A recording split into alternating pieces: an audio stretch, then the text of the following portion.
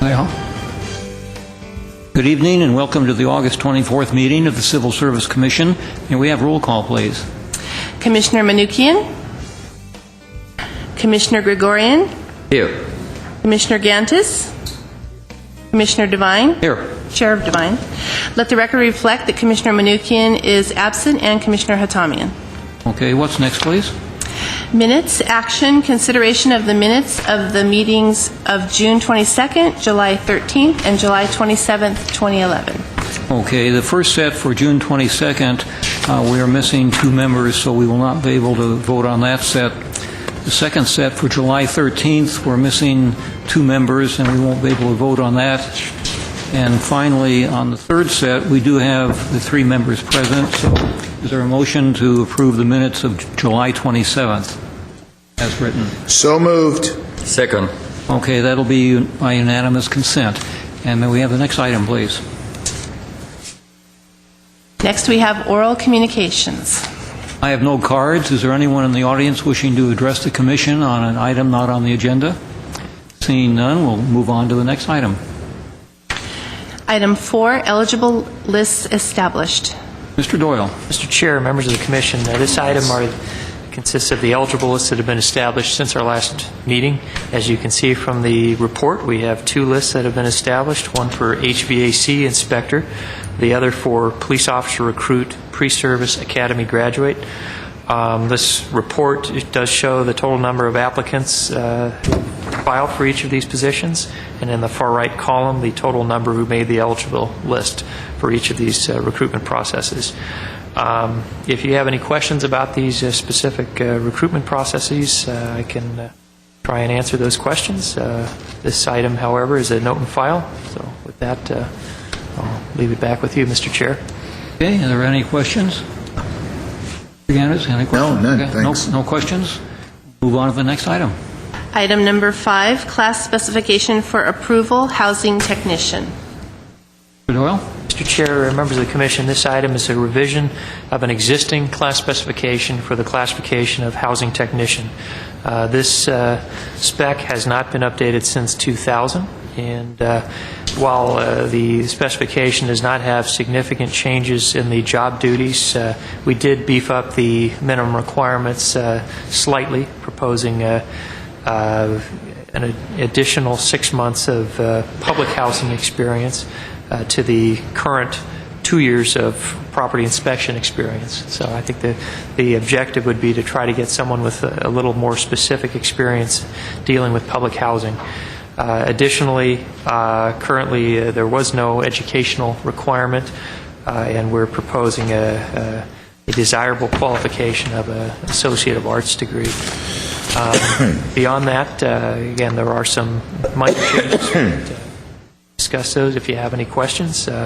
Alex Soto from my staff worked on this specification, and we do have representatives from the department here if there are any specific questions. Okay. Are there any questions? Yes. Mr. Gregorian. On this section of ability, Mr. Doyle, I mean, is that ability? There are lots of abilities over here, qualifications over here. One of them is lift up to 50 pounds. Is that a norm in industry? I mean, is that any special reason? 50 pounds it's lots of weight. So I'm worried about a kind of an injury, back injury, or those kind of things, working comp. So, and do they have to lift 50 pounds? Is there anything? I don't see anything in any housing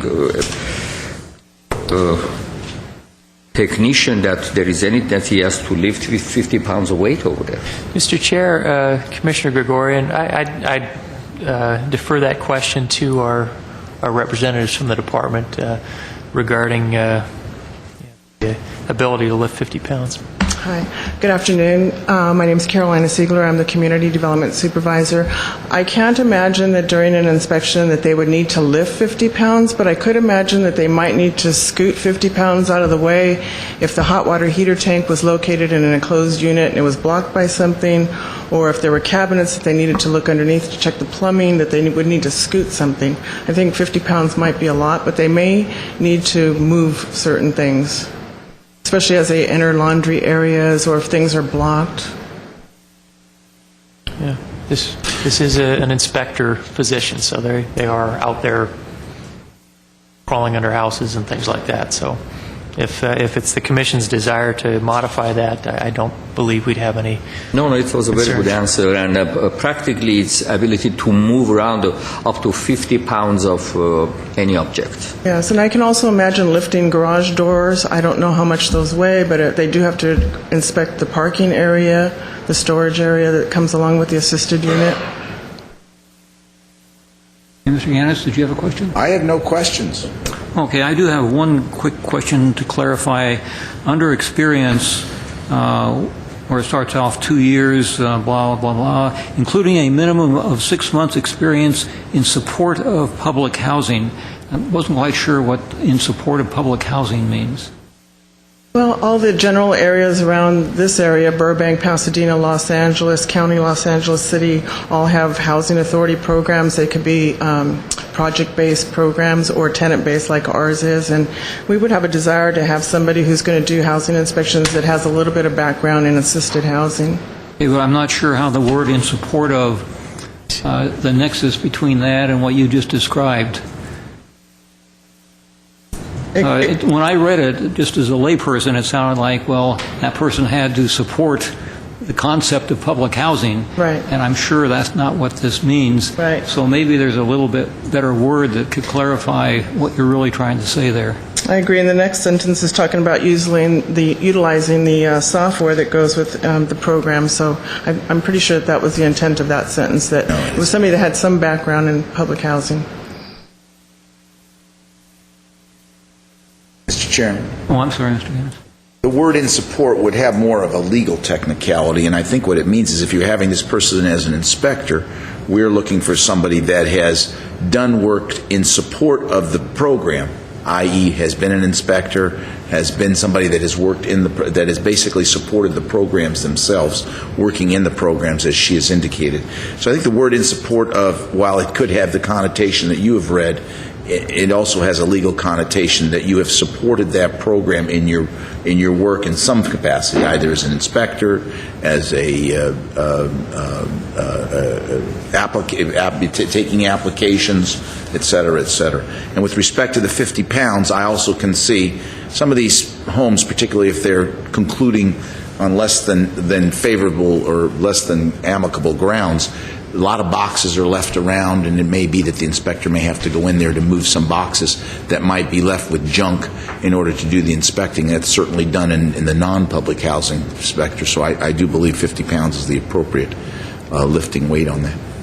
Okay, and I certainly agree with your analysis of the legal term, but I'm thinking that the layperson's going to be reading this, and I was thinking that perhaps, again, guessing what you want to say would be 6 months experience working with public housing assistance programs. In the area of public housing. Or working in the area of. So just a suggestion. I think that works. Mr. Chair, I think that's much clearer. So if you want to propose that amendment, I think that would be So I fine. would propose that amendment. Okay. And I think we'll have unanimous consent on that. So that's all I had. Is there a motion to approve with the revision? I would make a motion, Mr. Chairman, that the specs be approved as amended with the following amendment under experience, line 2, 6 months experience working in the area of public housing assistance programs. Right. Thank you. Is there a second? Second. Okay, and we have unanimous consent on that. Thank you very much. Next item, please. Also, please let the record show that Commissioner Manukian is present. Sorry. Okay, item 6, job bulletin for approval, police sergeant. Mr. Chair, members of the Commission, this item is a job bulletin for approval for the position of police sergeant. As you know, not every job bulletin comes before the Commission for approval, but one of the categories that does require Commission approval are the sworn safety promotional recruitment processes. You get all of these. I believe last month you had police lieutenant before you. This particular job bulletin is fully consistent with the approved class specification for the police sergeant position. We intend to open this recruitment, assuming it's approved by the Commission, August 29th through September the 12th, and to begin the examination process in late September. So with that, if you have any questions about this bulletin, I'd be happy to try and answer them. We do have Captain Stokes from the police department here, as well as Ms. Hunanian from my staff who worked on this bulletin. Thank you. Do you have any questions, Mr. Yes. Gregorian? How many openings do we have for this position? I'd have to defer to Captain Stokes at this point. I like that, Captain Stokes. Captain Stokes from the police department. Currently, we do not have any openings, but because we're going to be running a lieutenant's promotional, which will result in some promotions, then naturally there's a trickle-down effect from that. So depending on the number of lieutenants that we promote, could be from 1 to 4, at least within the next couple of months. So behind that, you'll see the sergeants that backfill in the positions of the sergeants that are promoted to lieutenant. Within the life of a list, could be several more depending on retirement. Okay. Any other questions? Just wanted to make a comment. Captain, want to congratulate you for becoming one of our newest captains. And I know you've been at it for a long time. And on behalf of the commission, we welcome you as one of our new captains, and this city is blessed to have an individual like you working for us. Thank you, Commissioner Nickian. Would you like to make the motion to approve his request? Absolutely. So moved. Second? Second for what? For For approving the yes. bulletin? Second. Okay, we have unanimous consent on that. Next item, please. Item 7, temporary appointments, parking meter collector repairer. Mr. Doyle? Mr. Chair, members of the Commission, this item is a somewhat rare request. In fact, I'm not sure when the last time we had one of these actually was, but this is a request to grant temporary appointments to classification of parking meter collector repairer. We have 2 openings for this position, and we have gone through the rather extensive selection process for this and actually established a list several months ago. Because this position does deal with the collection of large sums of money every single day, they're out there collecting and handling money and depositing it with the city, we are making this position subject to a full background investigation by the Glendale Police Department. As a result of that, it's taking a bit longer than we had anticipated, particularly in light of the fact that the first 2 candidates that were selected for this position and offered jobs contingent upon the background investigation unfortunately did not pass the background investigation. So we're back to having to go to the list, and we're currently backgrounding 2 additional candidates. But as a result of that, this process is taking longer than anticipated. When we became aware of the delays in this process, it became apparent that we were running up against a particular rule in the civil service rules that deal with temporary appointments and the establishment of eligibility lists. It's Civil Service Rule 5, Section 9B requires that temporary appointments shall not be used for more than 30 days following the establishment of an eligibility list. And what we had to do in order to keep revenues coming in and keep the process going was to make at least one appointment of a temporary basis of an individual currently working in the department as a traffic painter. And that appointment was made actually back in May. And again, given the fact that the list had been established prior to that and that we'd run up against this 30-day limitation, at that point we needed to have brought this to your attention. So at the moment we actually have a need for 2 appointments to keep this process going. So we do anticipate the next 2 permanent appointments coming shortly, but we would like to get your blessing on approving these temporary appointments. And again, one is for a individual who's a traffic painter. The second one, which has not taken effect yet, would be for an individual in the classification of a maintenance worker. And again, this would be on an interim basis until we're able to permanently staff these two positions with the individuals who made the list and made it through the background investigation. So that's essentially the request. And again, if you have questions on that, I'd be happy to try and answer them. Mr. Gannett. Oh, I'm sorry. That's okay. John. So we have one, the traffic painter is now being a temporary parking meter collector or whatever, correct? Correct. A traffic painter. Is he still working because he's gone beyond the 30 days? He's still working. So we just goofed, basically. Well, We didn't come to us before. yes. And now and the other position has yet to be filled, and you anticipate hiring somebody within a month.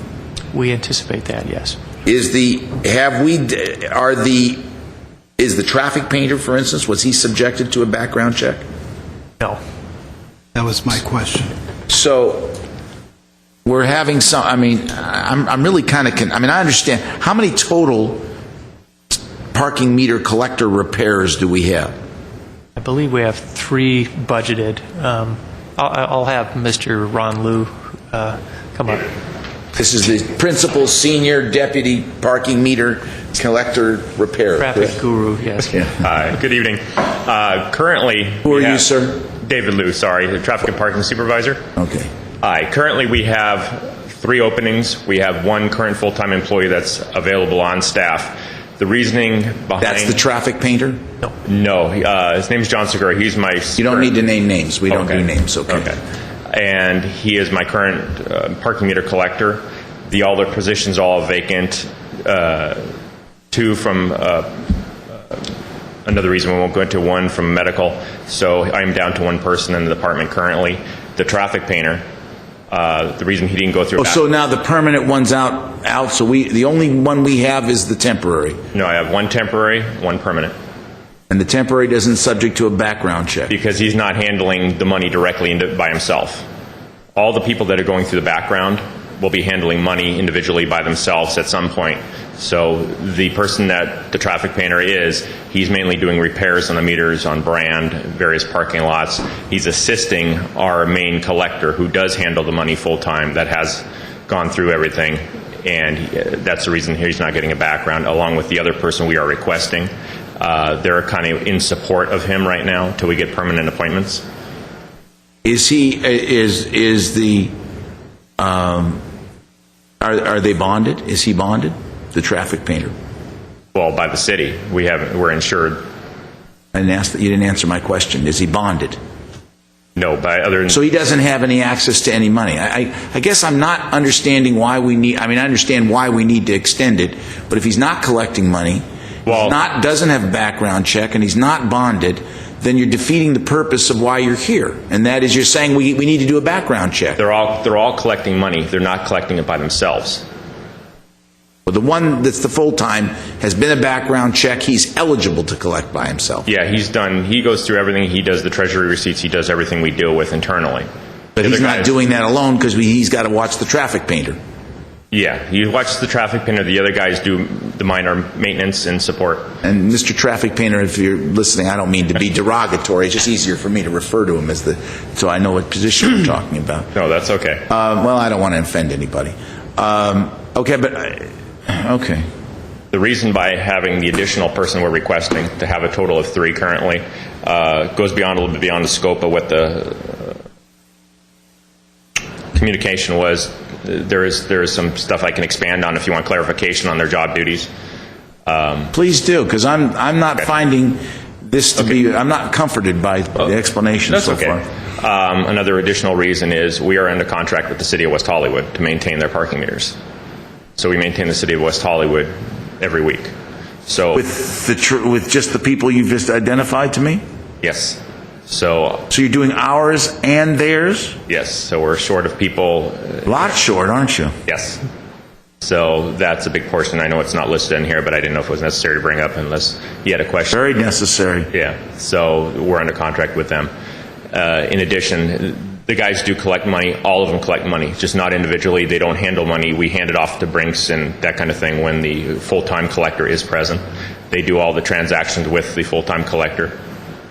So the traffic painter and the one you want to have... Yes. never go without the full-time guy to any meter to repair or do otherwise. They're all working as a team. No, they repair on their own. They'll get call-outs on their own from our office or various people to do repairs. They don't handle the money on their own. As far as the closed container system doesn't allow them to handle money. All the lock boxes are basically sealed. When they handle the money is back at the collection room with our primary person currently. I see. So the primary person goes out and collects from the lock boxes. Yeah. He opens it up and pours it in the little sack he has or whatever he does. Yeah, we don't do that anymore. But I remember when they used to. I'm showing my age. I'm sorry. It's a closed container system, so I can have people collect. They all take it back, and then it's opened and unlocked and counted in front of the main person, our primary. So the full-time guy doesn't go and collect. You have other people that collect the boxes? Everybody collects. He has access to everything. The part-time people, the traffic painter, for example, doesn't have access to everything.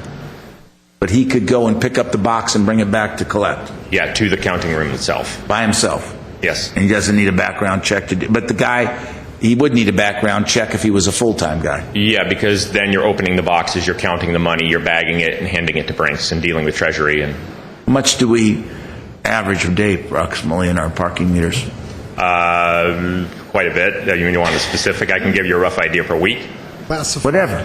Yeah, I don't know. Over I would check his background first before divulging that information. I don't know where it is. That was my next question, where it is. We moved a substantial amount. Over 20,000. A week? Yeah. Jeez. And don't we have all these smart meters? They don't have cash, though. So They handle both, primary, credit card, ATM. Oh, they do? The smart meters take cash? Okay. Yes, they do both. Where are the bulk of our coin meters? They're citywide. That includes Montrose, all those? Yeah, some in Montrose. Yeah. College area. So it does take a significant amount of people. I'm still thinking. Maybe there's another question, but I'm still cogitating this. Well, it bothers me that we're saying we need to have a guy with a background check, and then we're having non-background check people doing this stuff. And more importantly, I'm not sure I want to approve the second one. If we're going to hire in a month, I don't want to pre-approve. I think I'd like that one to come back if it's going to be more than a month. Where they're allowed to appoint 30 days, they haven't done it. We'll be back here in a month. I think I wouldn't necessarily approve them both. I might approve the one just to continue it, but anyway. Well, the reason being we're asking for the second one is it's difficult with two to maintain the collection schedule we have because it is random throughout the city. We don't do the same area at the same time.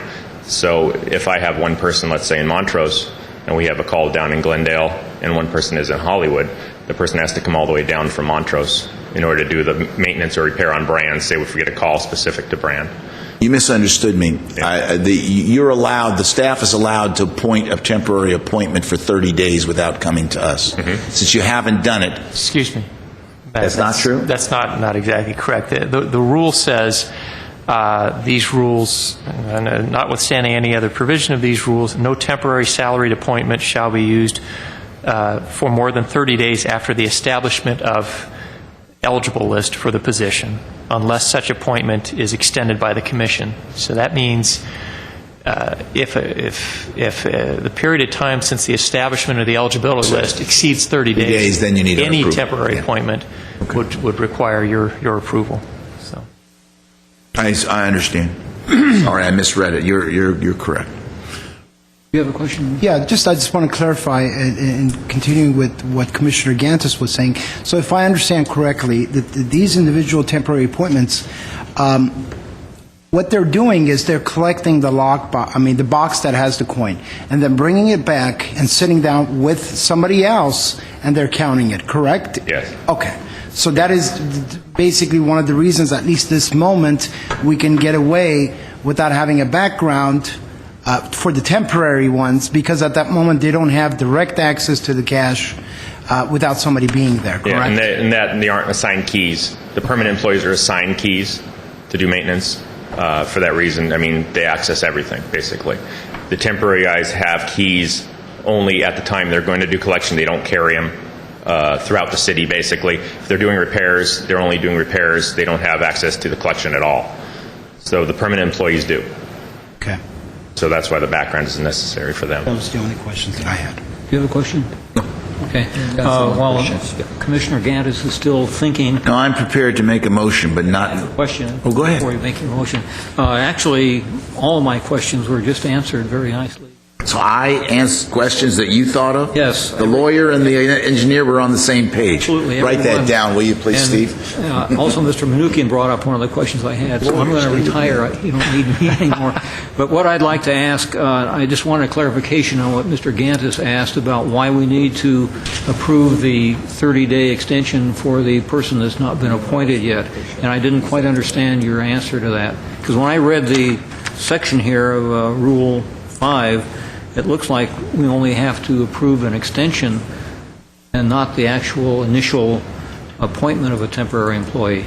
My interpretation of the rule is that if you have a list and that list it goes beyond 30 days, that there shall be no individuals temporarily appointed to that position or classification once that 30 days has expired. And this list was established on May 11, 2011. It wasn't in the... No, it wasn't March, in the... March 30th, 2011. So that would mean, at least in my interpretation of it, I could be wrong, but any need to make a temporary appointment beyond April 30th, 2011 would require this Commission's approval. So basically, the original appointment was not proper either. Correct. Okay. That is correct. I think there was a lot in of these, that kind of a thing, that should have been the date of the establishment. Whoever prepared this report, Mr. Necessian, I don't know who that was. Well, that answers my question. It's a joke, ladies and gentlemen. I'm ready It's for a very- motion from Mr. Gantis. I am prepared to make the following motion. I would approve the appointment of both the number 1 and number 2 temporary for a period not to be later than September 30, 2011. So that if you need it past that, you come back here. I think we should keep them on a 30-day period on that. And I Is want to there a ask... second? Yes, second. May I have a second? Do we have unanimous consent? Yes. We do? Next item, please. Mr. Chair, may I ask Mr. Liu, do we anticipate those appointments the permanent appointments being made by September 30th? Based on what we're being told by the police department, yes. Contingent on, of course, them passing their physical as well after the background. So I foresee it happening. Okay. You have a physical, too? Jeez. Yes. I guess you and I aren't going to... I was thinking I might take that job. It sounded like a... You're going to have to fight here for that. But you and I can't make the physical. Maybe not the background. Todd, you think we can make the background? No, you're not going to make that. Okay, that item's been Yeah. voted on and approved, and we're ready for the next item. Thank you very much. Okay. And Mr. Chair, I owe an apology to Mr. Dave Liu. When he first came up, I called him Ron Liu, and Ron Liu was his father, who was a longtime employee of the city of Glendale, who worked in the power plant for many years. So I can't believe I did that. That's okay. But anyway, my apologies. I'm sure he's probably thrilled that you did, because his father was... I don't know who his father was, but I'm sure he was probably a great man, and I'm sure you believe that. So we are never as good as our fathers, right? Yes. Thank you. Okay, thank you. Ms. Mellon? Next item is item 8, annual status report on hourly employment. Mr. Doyle? Mr. Chair, members of the Commission, it's that time of the year. This is an item we bring back every August, which roughly comes early on in the fiscal year. And this is a report indicating the status on our hourly appointments or hourly employment. Back in 2005, this Civil Service Commission, led by Mr. Gantis, the late Mr. Coleman, Mr. Abkarian, got together and put forth some very strict rules relative to the hiring of hourly employees. And the issue at the time was that it appeared that the organization had a lot of hourly employees who were working in a full-time or a near full-time capacity. And in some cases, these appointments went on for year after year after year. And it almost seemed to be a problem that was that approached a circumvention of civil service, because hourly appointments are at will. They're not subject to civil service. Although in many cases, and I'll say in most cases, individuals hired on an hourly basis are put through some form of a selection process. Technically, they don't have to be put through that, but essentially an effort was made to try and reduce the number of these hourly appointments, and one of the major factors in trying to address this issue was to place a limit on the number of hours an hourly employee could work in a fiscal year, and that threshold was set at 1,250 hours. And there were other things put into place which the staff report describes, but really a much more focused monitoring of this issue was made at that time. And one thing that we've done at the conclusion of every fiscal year is a review of our hourly employees, the number of hours they worked, and really try to get a sense of how many of them did in fact exceed the 1,250-hour threshold. 1,250-hour threshold was set up, and for the most part, our hourly employees do stay under that. But there are exceptions to that. The most common being those who work in the Glendale Youth Authority or the Glendale Youth Alliance. This is largely a job training program focusing on the youth of this community.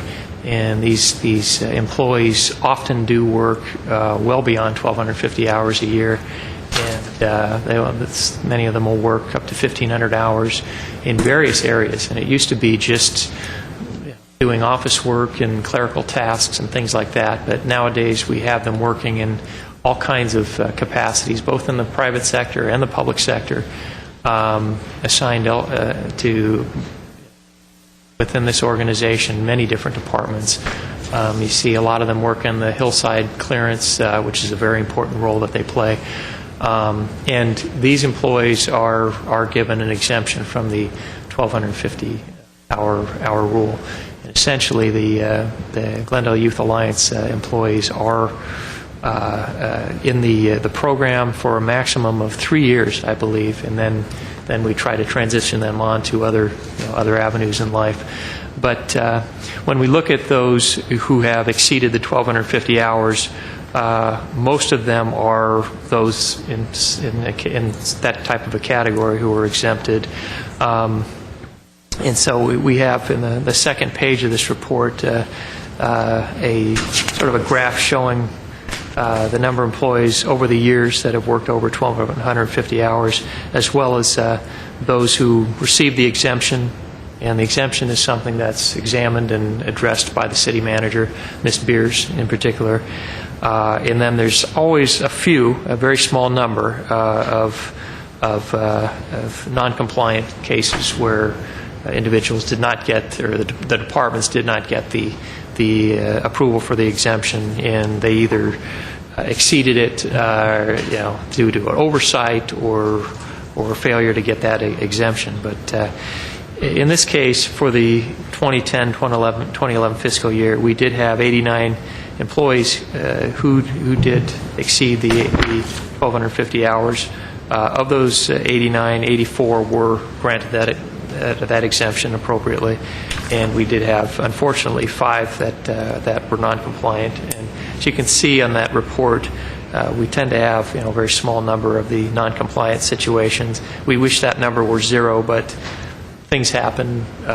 Records are sometimes not followed directly, but for the most part, the city's made significant efforts in keeping the hourly employment under control. And this report, and again, the chart on page 2 more or less shows the efforts that have paid off over the years. So with that, I'd be happy to answer any questions you may have.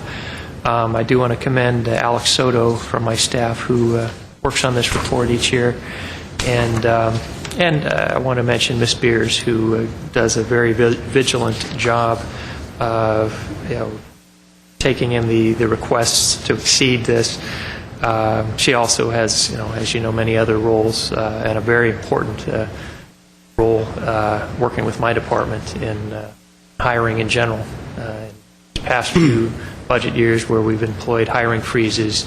Ms. Beers is more or less the individual who has to make that decision as to whether or not there's authority to fill a position or not. So I do want to thank her for her efforts. And in years past, we've had her here address this issue as well. But with that, again, this is a note and file item, but if you have questions, I'd be happy to try and answer them. Questions? Just for my curiosity, now that we've, for example, identified these individuals that are non-compliant, what happens? Those departments are notified of that, and we can address it with them and make sure that they that they address it in the following year. And again, you'll see 2 of the non-compliant cases that occurred in the Parks Department were just minor oversights. One had 1,278 hours, the other had 1,297. That would be almost a slight oversight in my book. There were 3 in neighborhood services that were significantly over the limit, and we attempted to get information on whether or not there was an exemption in those cases, and by the time this report was due, we were unable to get that. So and again, those 3 in neighborhood services were areas that we need to address. Thank you. Kenneth? Well, Mr. Doyle quite correctly indicated that this was at the behest of the former Commissioner Abkarian, the late former Commissioner Coleman, and myself. And I've noted that we had a relatively large spike this year of hourly employees. And I recall distinctly the rationale, exactly as Mr. Doyle has put forward. I have one question, Mr. Doyle, and I'm going to ask of some further ones, but as part of what we instructed, did we ask that only those employees with over 1,900 hours be identified as to the number of years they've served in that capacity hourly, or was it over 1,250? Commissioner Gantis, you asked that question, and that is addressed on the report. No, I know that, but I had thought that our direction back then was that we were going to find out how many employees each year, in other words, repeat over 1,250. And we're getting ones that repeat over 1,900 hours. My recollection was it was 1,250, but I could be wrong.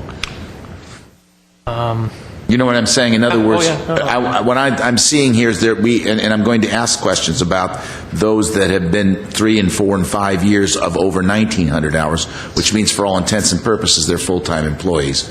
And that may be the rationale. We wanted to see who's acting as a full-time employee rather than, and I think I've now answered my own question. That does now refresh my recollection, that we have a number of them that do. And I know that back then, of course, 2005 was a different time totally than 2011. And the concern was, as you've indicated, that we keep people on as hourly workers. But my sense is, while we've increased these hourly workers, which is something I think to be concerned about, this isn't a 1 or 2. I mean, we cut down to 64 and we stayed between, we got down as low as 47 in 08 and 09, went back up to 60 in 09, 10, and then now we're up to 89. I might be concerned, except my sense is that we've had these hiring freezes for 2 or 3 years, and that if we were to clamp down on some of these hourly workers, we just may not get the work done, and that this is a way of doing 2 things in my mind. Number 1, keeping people employed, albeit not necessarily full-time employment. It is employment, which is a big thing in today's market. And in addition, we are getting to be able to hire people and not necessarily violate the hiring freeze, and it's under the overview, as you say, of Ms. Beers, and yourself, which is comforting. However, I would like to, I think in the future, Mr. Doyle, I'd like to, I hate to add another level, but I think we need to be a lot more, a closer look at these positions so that we're absolutely certain that we're fulfilling what was the original intent, but also understanding that we can't, because we created, for those of you that weren't here, if you'll look, they went from 04 to 05, 175 to 64. That difference, those 110, 111 jobs became permanent full-time civil service protected jobs, and it was done with a lot of work to do that, which was great then, but that's not going to be able to be the case today as we have hiring freezes. So the concern today is different than the concern back then, and so I would like, not now, but for the future, that we now also identify repeat in excess of 1,250-hour employees as well as the 1,900-hour employees, so we can keep much closer track of that and make sure that we're doing all we can do to keep the employment up if we can, and if we can make them full. I noticed in one instance here we had a repeat city service, office services specialist in the facilities department. Yes. That had been doing it for 5 years, and we did create a full-time. That's what I like to see. I want to see that we're moving toward that if we can. I know it's hard to do today. It's not, you can't do 110 of them today. It isn't going to happen. But I was glad to see that. But that's why I want to be able to make sure that we're staying on top of it, and we're not going to get too carried away that we're going to rely totally on hourly workers and not really realize our objective of getting to the full-time employment if it's possible. So that would be what I'd like to add to that. These exemptions, for instance, one of the things under the PeopleSoft ones in the Information Services Department, that's ongoing for 5 years. Why is that not considered something we want to have other than the hiring freeze? Why aren't those people being considered as full-time employment? I mean, is PeopleSoft here for good or what? Commissioner Gantis, PeopleSoft is here for good, at least until the next application comes along. But no, we've invested a great deal in PeopleSoft, and these situations. I think I've said this before. These individuals, for lack of a better term, are consultants. Oh yes. They're not employees. In fact, if I were to talk to any of them, frankly, they probably wouldn't be interested in being salaried employees because they make less money. They are well paid, and these are people that, if we were to go out and hire a consultant to advise us on PeopleSoft, we might have to pay them $250 an hour or something like that. And so we are getting a level of expertise from these individuals working in that capacity that in order to pay them a salary, we'd have to be approaching department head level salary. So those are kind of unique circumstances. Another thing I did want to point out in looking at this report is there's not only been a lot of growth in the youth employment program, and as I said earlier, we use those employees in a variety of areas, integrated waste, the radio shop, clerical positions all over the city. I mean, ideally getting these people, and these are local individuals, trained and teach them skills, whether it's manual labor, physical labor, office skills, whatever. This is good work, and as it is indicated on this report, these people are placed on a 3-year limit in this program, and again, we try to transition them on after they've been in the program for 3 years and bring in new people. But there's been a lot of growth in that area, and I also noticed growth in under the fire department, where you have primarily these ambulance operators. These are the individuals who more or less supplement our paramedic program. These are hourly employees, and they have been granted a permanent exemption from the $1,250 restriction. These individuals earn in the neighborhood of $13, $14 an hour, and they absolutely love the job. They get great experience, and I'm not sure, Manya, do we limit their duration in the program as well, similar to 3 years? So these are folks that, for by and large, are training to become firefighters, and most of them do. Most of the really good ones do ultimately get jobs, whether it's in Glendale or LA City or whatever. But with some of the changes we're seeing in the paramedic program in the upcoming years, we will see an increased number of these individuals hired as well. So we may see a continued moderate rise in those hourly positions exceeding the 1,250 hours.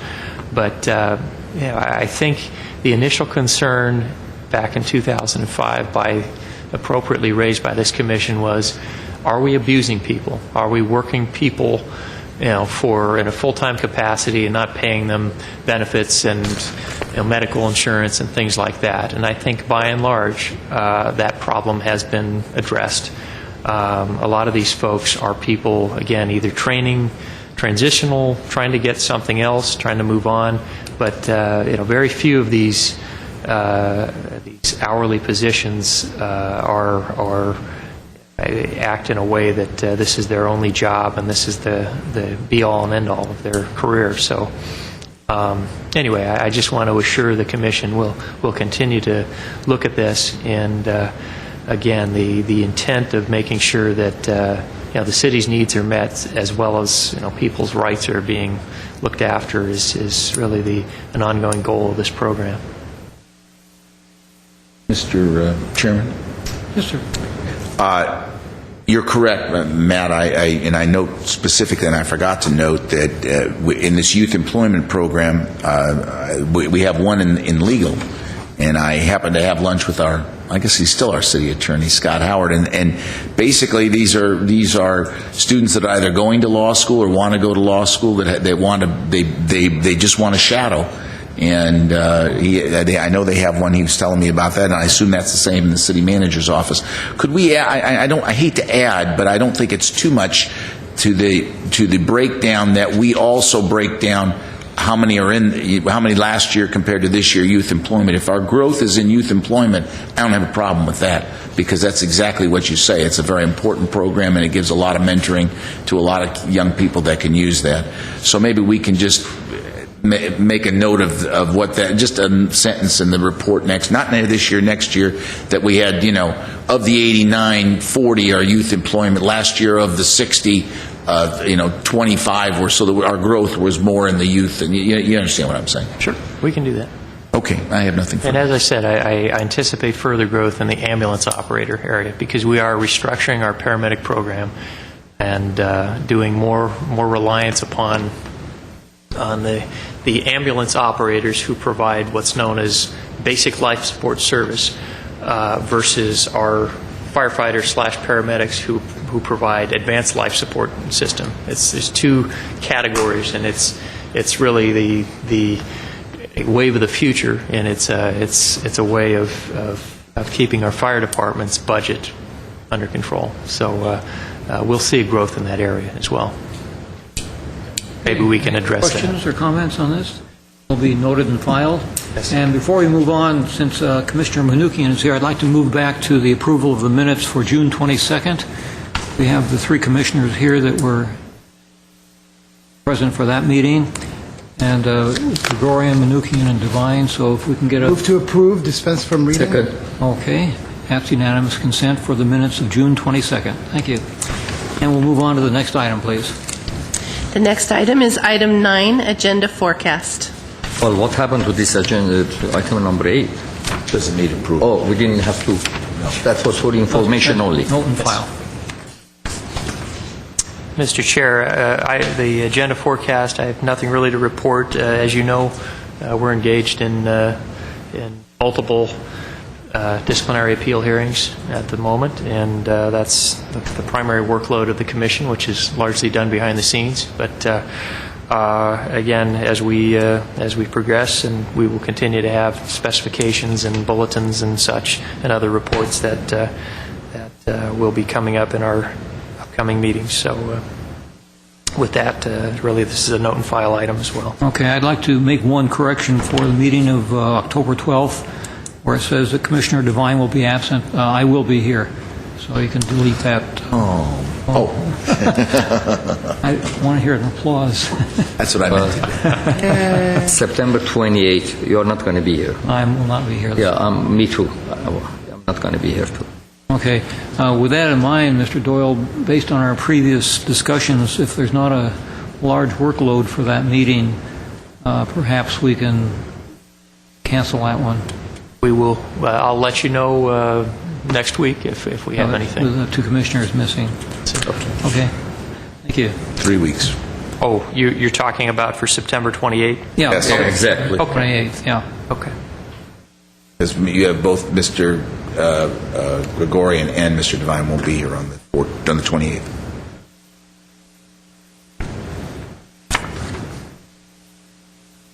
Okay. All right, next item is 10, reports information. Doyle? Mr. Chair, I just wanted to draw your attention to the motion that appears in your packet. This has to do with the hiring of a new member of the city attorney's staff. This would be an individual at the classification of assistant city attorney who will be handling litigation. Her name is Jennifer McGeorge, and she was appointed. I believe she begins on September the 1st. This appointment was made per both the rules as well as the charter, and it's my obligation to inform you of this appointment, and I'm doing so. We would try to have Ms. McGeorge here, but she has not begun yet, and she is relocating from another part of the state. So we are happy to have her here. This is an individual who worked with Ms. Maurer in litigation, and I'm happy to say she has a background in employment law, so she'll be somewhat of a help to our department in a variety of matters, and so we welcome her here. This is, again, a note and file item. Thank you. Next item? Item 11, Civil Service Commission, staff comments. Comments from the commissioners? Just a quick note I wanted to bring up to my fellow commissioners. What I wanted to do was maybe ask you guys what you think about maybe asking Mr. Doyle to come back at one of our later dates and maybe just a brief description of how this peers contribution system works. I notice it on some of our PERS. That tells you how much I know about it. I've heard a lot of different stories, but I was just wondering if there's any way we could get a very short informational, doesn't have to be necessarily a presentation, something very brief that just explains to us how this works. Do the employees pay into it? There's a lot of also misconceptions out there that I hear that I don't know what is true and what is not. And I see it, I don't know if all of our employees get this or what it does. I really don't know anything about it, so I'd like to. I would certainly agree with that. Yes. It doesn't have to be something very extensive, just a overall of how this works. I think that's a very good point, and if Mr. Doyle could do that for us, we'd appreciate it. Thank you. Just a general presentation. Yeah, I have no idea what it is. Helpers. Okay. I think maybe add to that, Mr. Doyle, the concept of, and I understand the PERS, but that on retirement, how people think of you retire from the city of Glendale, there is a burden to the city of Glendale, but the idea of what that burden is, my point is this: I know that the employees contribute, and at some point the city did, and I know it's changed, but theoretically that funds the retirement, so that once somebody retires, as my understanding, the retirement comes from PERS rather than from the city of Glendale, but there is a chargeback or something. And that's a little bit more complicated that I think, so that people can understand that chargeback that comes here, that whether, Joe Blow retires, whether that is, if we're still paying for Joe Blow or we have funded it as we've moved along. Also, what happens to that if the employee gets terminated from here?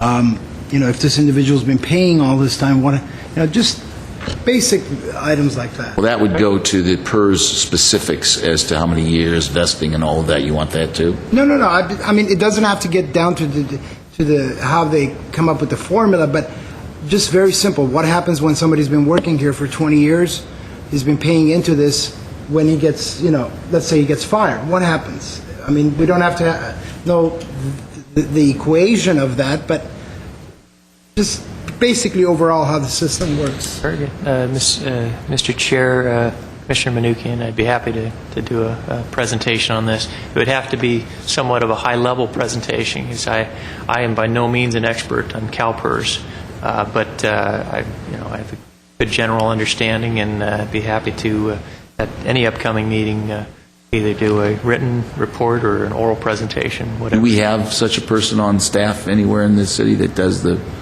has that knowledge, or are we bringing somebody in from CalPERS?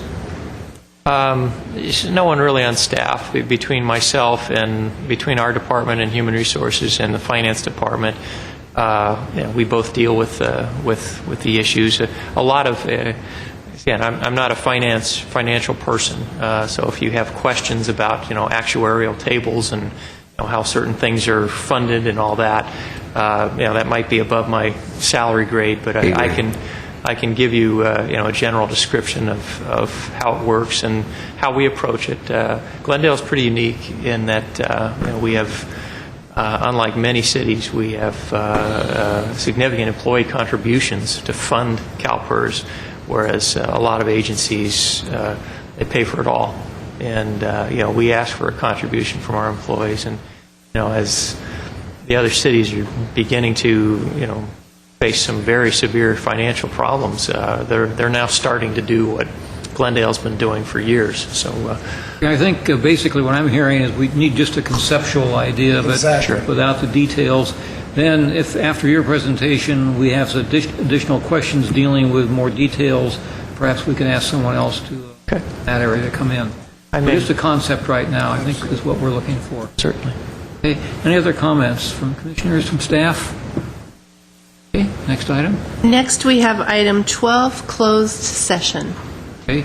And we will, Janet, do we do report out? No, there's no report out of closed session. Okay. Then is there a motion to adjourn at this point? So moved. No, we don't adjourn until after the closed session, but we will be coming out and adjourning not on TV. This will end the TV portion of what we have. Thank you.